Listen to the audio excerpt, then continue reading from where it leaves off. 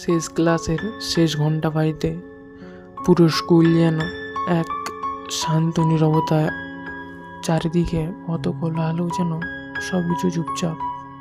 ঘন্টার শব্দটা সেদিন অন্যরকম ছিল, যেন শুধু একটা ক্লাসের সমাপ্তি নয়, একটা যুগের শেষ ঘোষণা করছিল।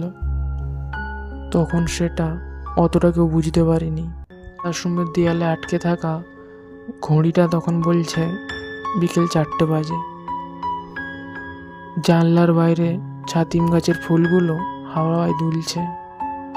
শিক্ষক মৃদু হেসে বললেন, তোমাদের সাথে হয়তো আর কোনোদিনও দেখা হবে না, তবে যেখানেই থাকো ভালো থাকো, জীবনে অনেক বড় হও, এই আশীর্বাদ রইল বলে মুখে একটা মৃদু হাসি নিয়ে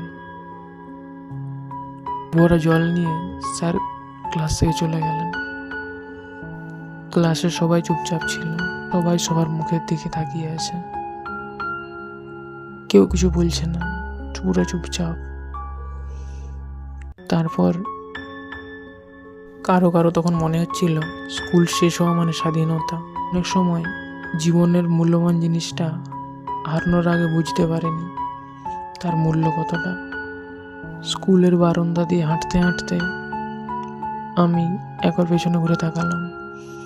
সেই ক্লাসরুম, সেই ব্ল্যাকবোর্ড, সেই বেঞ্চি, জানলার ধারে বসার সেই জায়গা, সব কিছু ঠিক একই রকমই আছে, কিন্তু আমরা আর ফিরবো না।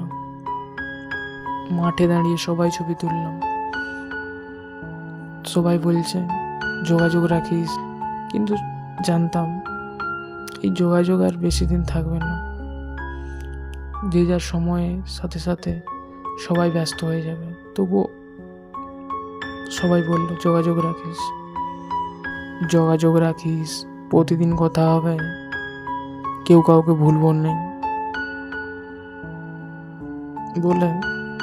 তখন আমাদের বিশ্বাস ছিল এই বন্ধুত্ব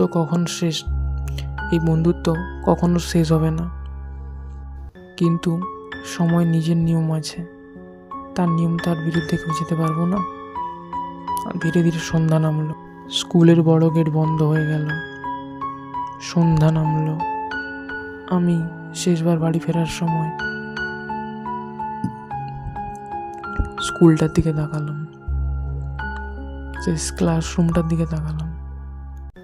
আমরা জানতাম না এই যে শূন্যতা একদিন সবার মাঝেই নেমে আসবে, আমাদের মাঝে দূরত্ব বেড়ে যাবে, বন্ধুরা দূরে চলে যাব সবাই। মাঝে 5টা বছর সময় বদলালো, মানুষ বদলালো, জীবন বদলালো। প্রতিদিন যেই বন্ধুগুলো একসাথে বসে 6 ঘন্টা সময় কাটিয়ে দিতাম, সেই বন্ধুগুলো আজ পৃথিবীর কোনায় কোনায় ছড়িয়ে গেছে।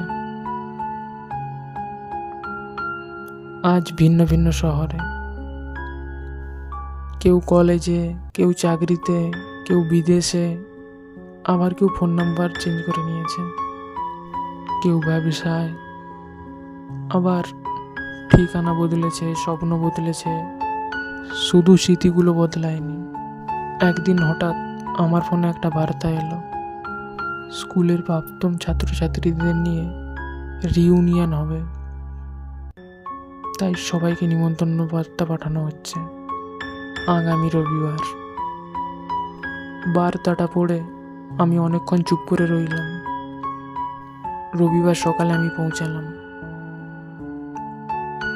গেট আগের মতোই আছে, তবুও যেন অনেক কিছু বদলে গেছে। করিডোরে নতুন রং হয়েছে, কিছু নতুন ভবন তৈরি হয়েছে, তবুও বাতাসের কোথাও সেই পুরনো দিনের গন্ধটা রয়ে গেছে। আমি ধীরে ধীরে পুরনো ক্লাসরুমের সামনে এসে দাঁড়ালাম। আমার চোখ সেই বেঞ্চটা খুঁজছিল, সেই বেঞ্চটা আজ আর নেই। সেই বেঞ্চটার জায়গায় স্থান নিয়েছে নতুন বেঞ্চ। চোখ পড়ল সেই জানলার দিকে, যেই জানলা দিয়ে দেখা যেত সেই ছাতিম গাছ। আস্তে আস্তে মাথায় সেই সব পুরনো স্মৃতি ভিড় করতে শুরু করলো। সেই বন্ধুদের হাসি, শিক্ষকের বকুনি, বন্ধুদের টিফিন ভাগাভাগি করে খাওয়া, পরীক্ষার ভয়, আরও কত কি। তারপর কখন অজান্তেই যে চোখের কোণে জল এসে গেছে বুঝতেই পারিনি। তখনই পেছন থেকে একটা পরিচিত কণ্ঠস্বর ভেসে এলো, কিরে? সেই জানলার দিকে তাকিয়ে আবার আজও ভাবতে লেগে গেলি? আমি কিছুক্ষণ দাঁড়িয়ে রইলাম স্থির হয়ে। আমি ঘুরে দাঁড়ালাম। আমার সামনে সেই পুরনো দিনের সেই বন্ধু। 5 বছর পর দেখা। দুজনেই চুপচাপ দাঁড়িয়েছিলাম, কারণ আমরা সেদিন উপলব্ধি করলাম স্কুলের শেষ ক্লাসের শেষ ঘন্টা কোনো ক্লাসের সমাপ্তি ঘোষণা করেনি। সেটা ঘোষণা করেছিল জীবনের একটা সুন্দর বিদায়ের। সেই বিদায়ের শব্দ আজও হৃদয়ে, আজও মনে পড়ে।